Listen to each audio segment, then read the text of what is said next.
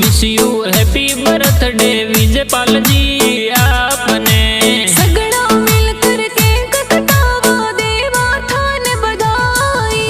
धतरवाड़ जाती कई जे पार्टी मनावो। मम्मी पापा रा लाडल तेजो देवे घणेरी बधाई। 13 तारीख ने जन्मदिन है पार्टी मनावो। सगड़ो परिवार खुशियां मनावे सगड़ा केक कटावे।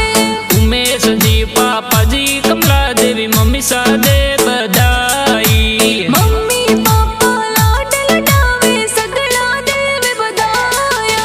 कविता सुशीला बेना कई जे गिफ्ट गणेरा लावे।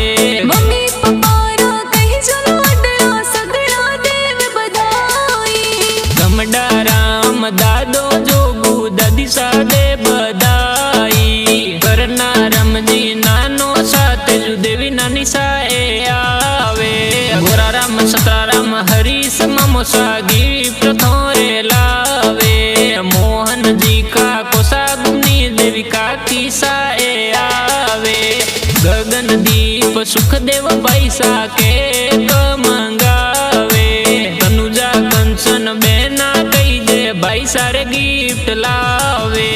खारा वाला बाड़मेर गाँव में पा